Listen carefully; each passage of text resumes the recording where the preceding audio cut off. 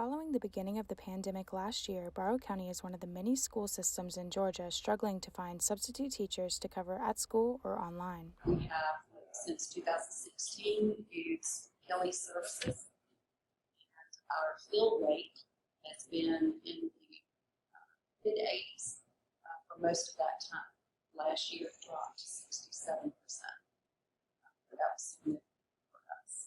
To avoid dropping fill rates this school year, Superintendent Cindy Beggs asked the Barrow County School Board on July 27th to approve switching over to Education Staffing Solutions, or ESS. Jackson County that kind of first made us think of ESS because share the struggles, and Jackson County had mentioned several times what a great job ESS had done in keeping their classes covered with substitutes. So last year we finished out Jackson with COVID and everything going on at 89%.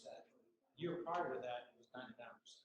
Sharon Hutchinson, a 73-year-old retired teacher, was contacted by daughter Jennifer Zell, an instructional coach at County Line Elementary, in need of a substitute, leading her to be one of the first to transition with ESS.